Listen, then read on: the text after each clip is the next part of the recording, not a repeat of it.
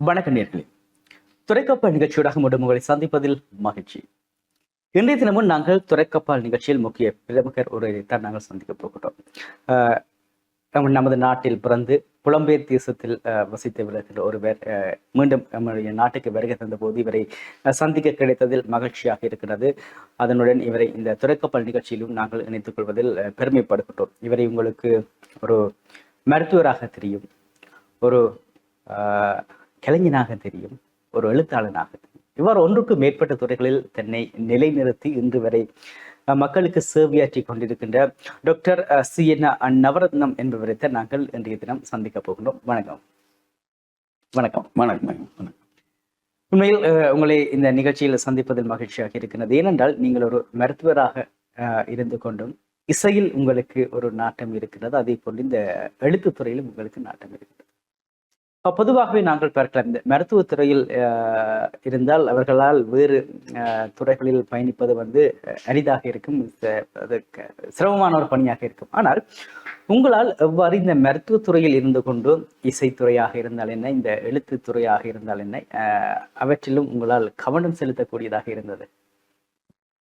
இது எனக்கு ஒரு வரம் தான் என்று கருத வேண்டும். என்றால் 10வது வயதில் சிவயோக சுவாமிகள் என்னை ஆசீர்வதித்து நன்றாயிரு என்று கூறுறார். அந்த பாக்கியமோ என்னவோ, எந்த துறையில் நான் நாட்டம் செலுத்துகிறேனோ அங்கே பரிணமிக்க எனக்கு வாய்ப்பு வந்தது. இசையில் எனக்கு ஒரு ஆரம்ப காலத்திலிருந்து ஒரு ஈடுபாடு, அது ஜீன்ஸ் என்று கூறுவார்கள். இந்த இசைத்துறையில் அப்படி ஈடுபடுவதற்கு ஜீன்ஸ் என்று உயிரணுக்கள் காரணமாக இருப்பதால் தான். இசை வல்லுநர்களை பற்றி விவரிக்கும் பொழுதும் யாருடைய பேரனார், இவருடைய குரு என்று சொல்லுவார்கள். தஞ்சாவூர்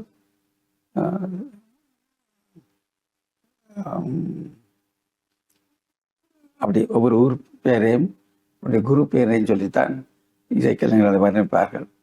கல்யாணராமன், தஞ்சாவூர் கல்யாணராமன், அல்லது சீர்காழி கோவிந்தராஜன். அந்த அவர்களுடைய உயிரணுக்களில் அந்த ஜீன்ஸில் வந்து கொண்டு, அதுபோல் என்னுடைய ஜீன்ஸிலே வந்திருக்கலாம். என்னபடியால் 5 வயதிலேயே நான் இந்த நாதூரம் கேட்கறதுக்கு ஊர் கோயிலுக்கு போவேன். அது மாத்திரமில்லாமல் அந்த எப்போ திருவிழா நடந்தாலும் காலையில் 4 மணிக்கு எழும்பி அந்த அழகொல்லை, கும்பலாவலை, அளவட்டி பிள்ளையார் கோயில் போய் நாதூரம் கேட்க, தமிழ் நாதூரம் கேட்க போவேன். அதுபோல் எங்கு பாட்டு கச்சேரி நடந்தாலும் படிக்கிற காலத்திலேயே சர்வதி பாக்கியராஜா, நாகேஸ்வரி பிரமானந்தா, பட்டம்மாள் யாழ்ப்பாணத்துக்கு வந்த பொழுதெல்லாம் போய் அந்த கலந்து கொண்டு சில வேலைகளும் செய்திருக்கின்றேன். இப்போ அது இசை.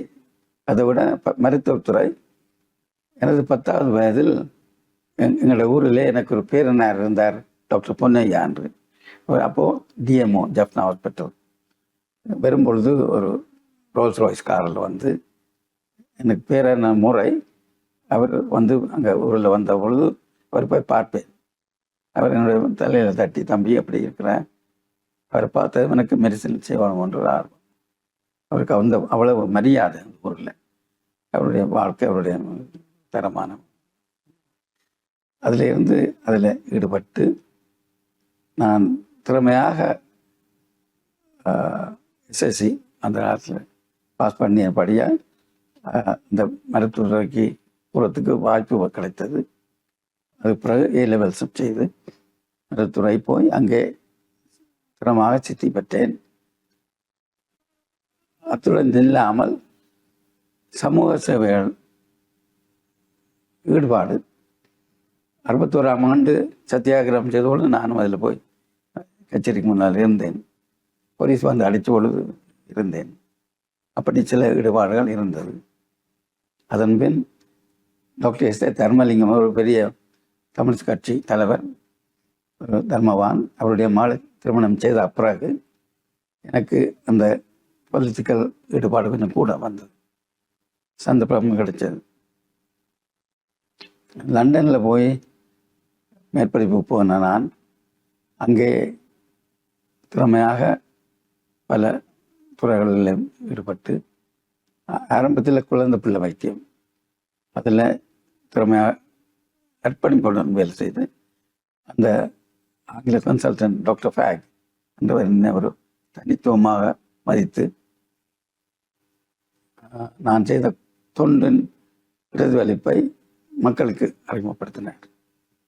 அத்துடன் அவர் சில பிள்ளைகளை நான் காப்பாற்றிய பொழுது என்னுடைய முயற்சியாக அவர்களுடைய பெற்றோர்கள் எல்லாரையும் அழைத்து ஒரு முறை எனக்கு பாராட்டு வைபம் வைத்தார். லண்டனுக்கு வந்து பின்பு MRCP அதுதான் மிக முக்கியமான ஒரு சோதனை, member of the Royal College of Physicians. அதுக்கு ஆயத்தப்படுத்தி இந்த சோதனையில திறமையாக சித்தி அடைந்தேன் அந்த வருஷத்தில் முதல். அதனால பல ஹாஸ்பிட்டல்ஸில் எனக்கு இடம் அளித்தார்கள்.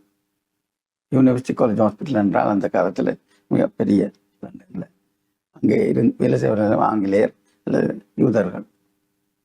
நான் ஒருவன் தான் நிறம் குறைந்த அன்றும் நல்ல திறமையாக வேலை செய்து. அப்பொழுதுதான் எனக்கு ஒரு சந்தர்ப்பம் கிடைத்தது. இந்திரா காந்தியினுடைய நண்பர் உஷா சோப்ரா என்னுடைய கன்சல்டன்ட் ப்ரொஃபஸரை பார்க்க வந்திருந்தார் ஆர்த்ரைட்டிஸ் வருத்தத்துக்கு. இப்போ அவர் சந்திக்கிற சந்தர்ப்பம் கிடைத்தது என்றால் சாரி எல்லாம் கட்டி நல்ல படியாக 6 பேர் வந்திருந்தார்கள். அவர்கள் ஏன் வந்திருக்கிறார்கள் அறிந்த பொழுது அவர்கள் நல்ல சந்தோஷம். அவர் தமிழன், இலங்கை தமிழன் பார்த்து கருத்து ப்ரொஃபஸர் பேர்ட் பார்த்து வந்த பிறகு அவர்கள் என்னை சந்திக்க விரும்பி அவர் கூறிய வைத்தியத்துறையை நானே செய்தேன் அவருக்கு. ஏனென்றால் அவரை திரும்ப பார்க்கறதுக்கு 1 மாதம் செல்லும். இப்போ அவர்களை நான் ட்ரீட் பண்ணி தந்த பொழுது அவர்கள் அதுக்கு பிறகு என்னுடைய பேஷண்ட்டாக வந்துட்டான் உஷா சோப்ரா. 72ஆம் ஆண்டு துவக்கம் 83 மட்டும் என்னுடைய பேஷண்ட். நான் இந்தியாவுக்கு டெல்லிக்கு நேர போய் அவள் பார்க்குறது அல்லது அவள் லண்டனுக்கு வந்து என்ன பார்க்குறது.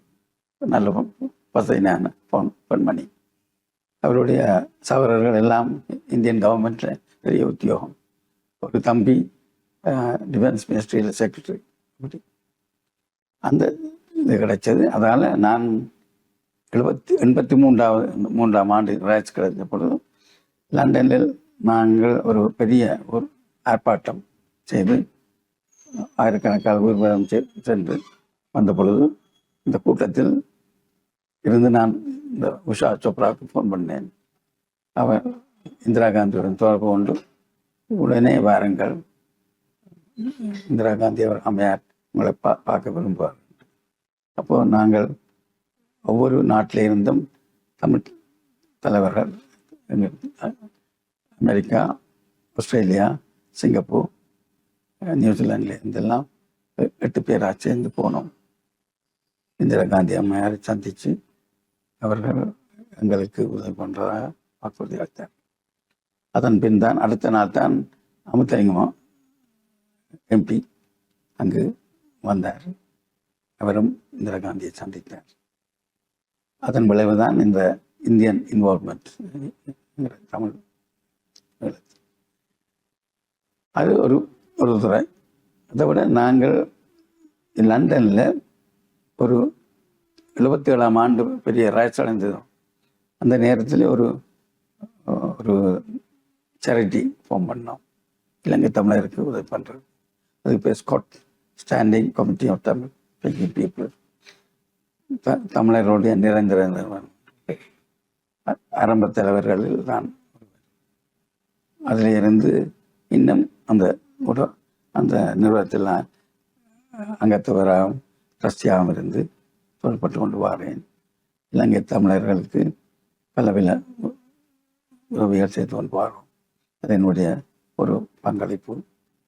அத்துடன் இசைத்துறையில் பல இசைக்கலைஞர்களை லண்டனுக்கு வரவழைத்து அவர்களுடைய இசையை ரசிப்பதோடும் அதிலிருந்து வர்ற பணத்தை தர்ம சாதனங்களுக்கு அளிப்பது.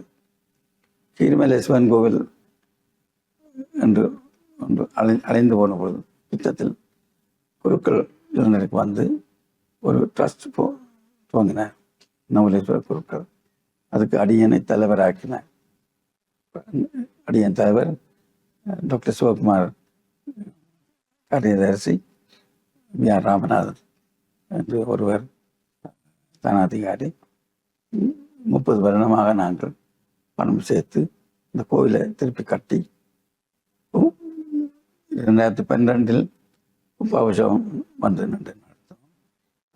2018 கோபுரம் கட்டி கோபுர கும்பாபிஷேகம் செய்தோம். இது ஒரு வரப்பிரசாதம். அதை விட இந்த இங்கே இருக்கிற கலாரசனா என்ற ஒரு நிறுவனம் இப்பொழுதும் அங்கே தொடங்கி அதில் மாலிங்கேஸ்வரம் ஒரு இணைப்பாளர், ஒரு 10 பேர் இருக்கிறோம். புலம்பெயர் தமிழ் பிள்ளைகள் வந்து இங்கே தம்முடைய திறமையை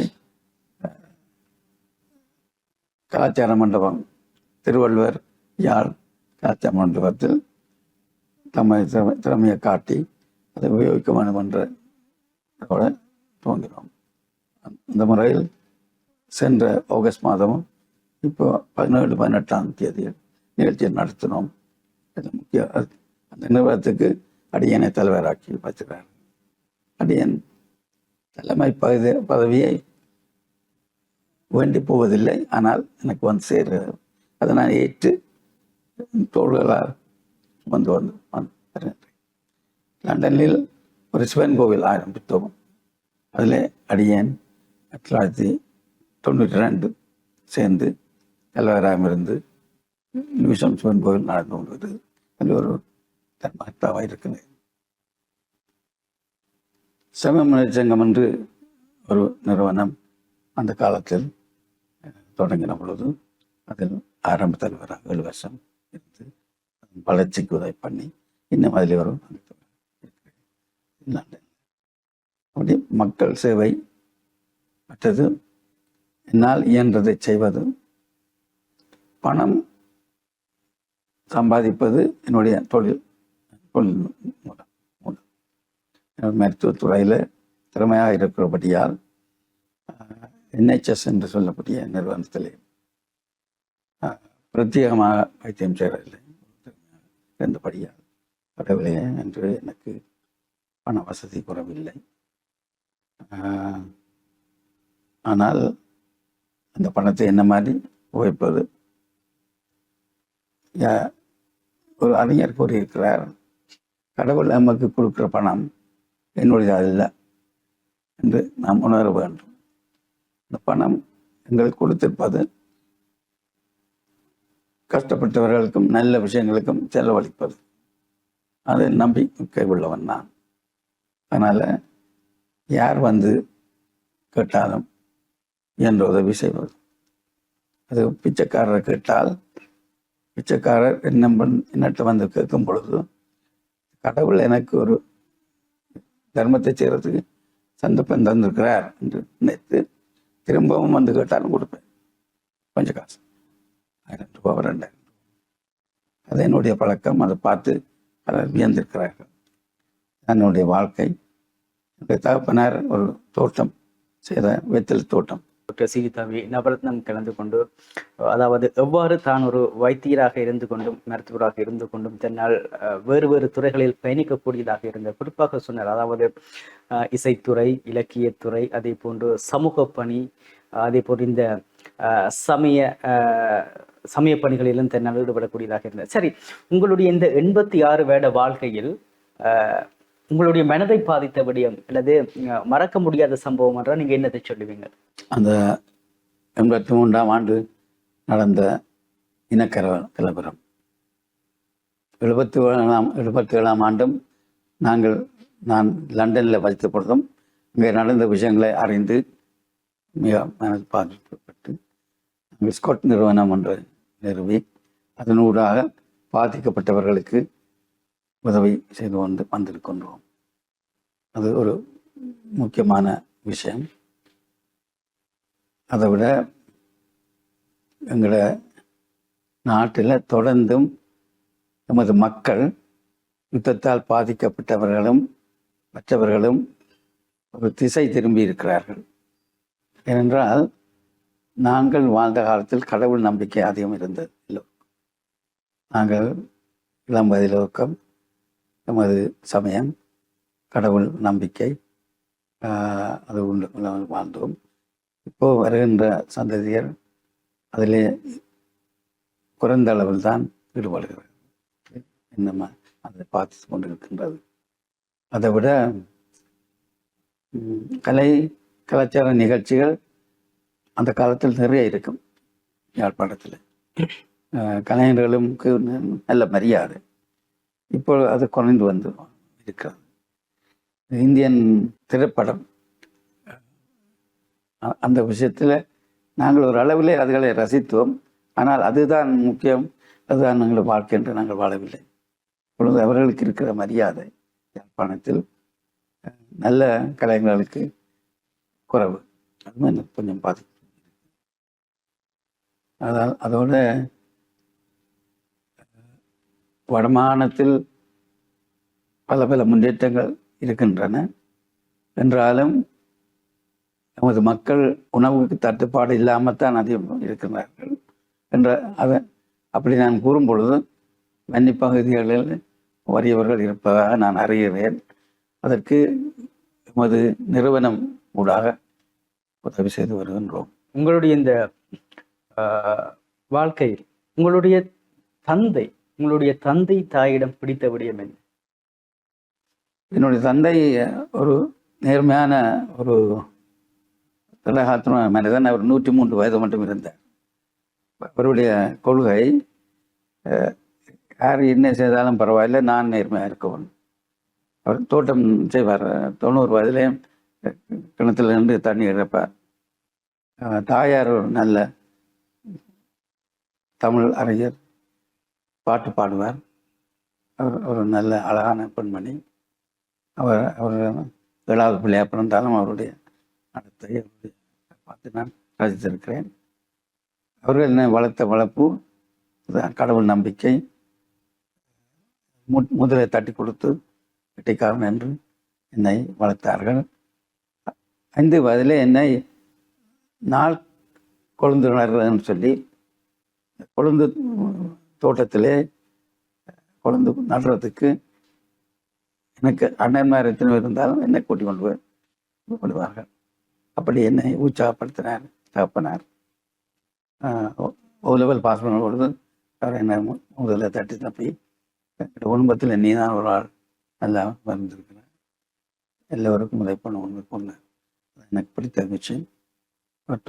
அவர் நிறைய நல்ல விஷயங்களை எனக்கு கூட்டி இருக்கிறேன். சரி, உங்களுடைய தாய் தந்தை இந்த இடத்தில் நான் உங்களிடம் கேட்கின்றேன். அதாவது இவ்வாறு நீங்கள் மருத்துவம், இலக்கியம், இசை, சமூகம், சமய பணி என்று செய்கின்ற பொழுது இதற்கு உங்களுடைய துணைவியார் உறுதுணையாக இருந்திருக்கின்றார் அல்லது ஏதாவது குடும்பம் ஒன்று இல்லாது நீங்கள் இவ்வாறு சமூகத்தை பார்க்கின்றீர்கள் என்ற ஏதாவது ஒரு குழப்பமா அல்லது உங்களுடைய இந்த வெற்றிக்கு அவர் ஒரு உறுதுணையாக இருந்திருக்கிறாரா? மிக முக்கியமான விஷயம், நான் எனது 26வது வயதில் திருமணம் செய்தது டாக்டர் எஸ் ஏ தர்மலிங்கம் என்ற ஒரு பெரிய மனிதர் யாழ்ப்பாணத்தில். அவருடைய மகள், மூத்த மகள் தர்மாம்பாள். அவர் என்னுடன் துணைவியாக இருந்து ஒரு விஷயத்திலேயும் தானாகவே சேர்ந்தும் ஆனால் தடுப்பு இல்லாமல் இருந்திருக்கிறார். இசைக்கலைஞர்களை வரவேற்பதில் அவர் மிக முக்கியமானவர். அவரும் இசையில் நாட்டம் உள்ளவர், இசை படித்தவர் கொஞ்சம். அதனால் அந்த இசைக்கலைஞர்களுடன் நன்றாக பழகுவார். வீணை பாலச்சந்தர், விஸ்வேஸ்வரன் அவையெல்லாம் தர்மியம்மா உங்களுடைய கறி எனக்கு நல்லா பிடிச்சு கொண்டு சொல்லுவார்கள். அப்படி என்னுடைய மனைவி என்னுடன் பயணித்தார். அது ஒரு பெரிய பாக்கியம் கூற வேண்டும். அவர் 2021ஆம் ஆண்டு நோய்வாய்ப்பட்டு சேர்ந்திருக்கிறார். என்றாலும் அவ்வளவு காலமும் என்னுடன் பயணித்து ஒற்றுமையாகத்தான் நாங்கள் இருந்தோம். நான் அவருடைய தகப்பனார் பொது தொண்டு செய்வதில் ஒரு முக்கியமான மனுஷன். அதனால அவருக்கு அது பழக்கமாகிவிட்டது. நான் பொது தொண்டு செய்யும் பொழுதும் கலக்க மாட்டேன். என்னுடைய பாக்கியம் அது. சரி.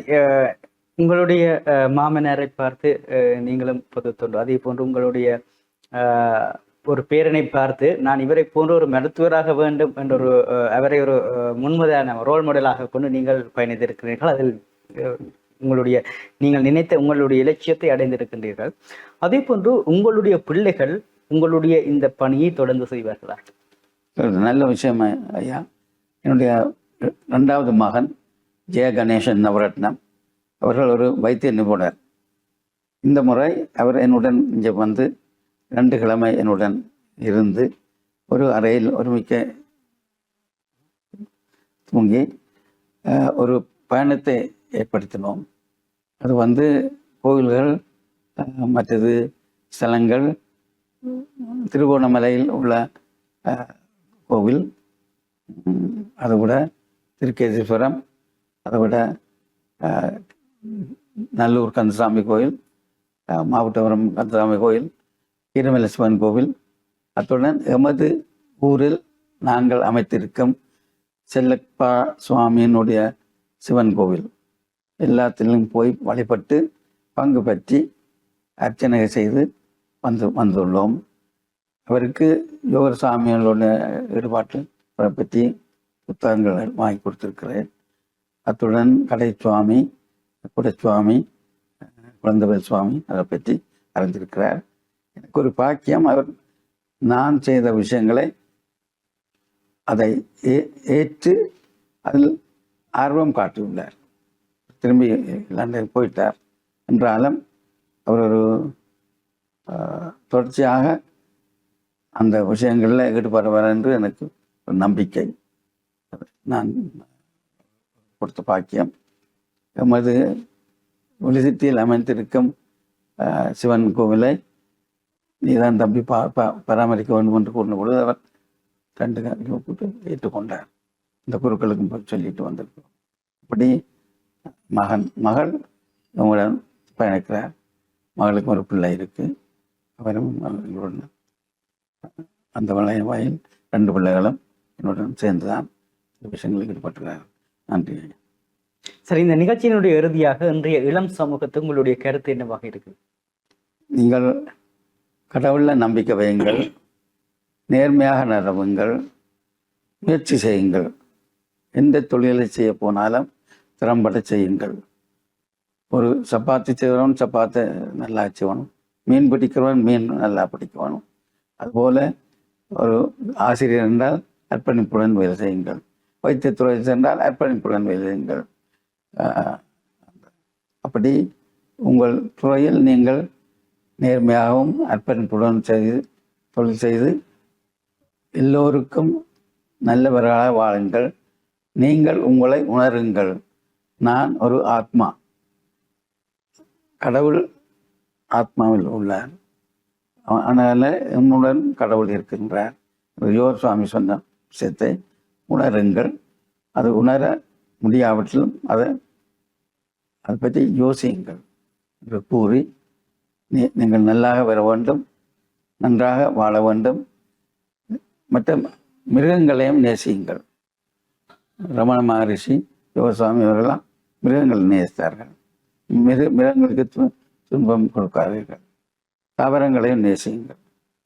உலகத்தில் உள்ள உயிர் இனம் எல்லாத்தையும் நேசியுங்கள் என்று கூறி விடைபெறுகிறேன். நன்றி. இன்றைய தினமும் திரைக்கப்பால் நிகழ்ச்சியில் கலந்து கொண்டு, அதாவது 1க்கும் மேற்பட்ட துறைகளில் பயணித்து இன்று வரை மக்களுக்கு சமூக சேவையாற்றி கொண்டிருக்கின்ற மருத்துவர், கலைஞன், எழுத்தாளன் டாக்டர் சீனி தம்பி நவரத்னம் அவர்களுக்கு நன்றிகளை கூறிக்கொண்டு மற்றும் ஒரு நிகழ்ச்சியோட சந்திப்போம். வணக்கம்.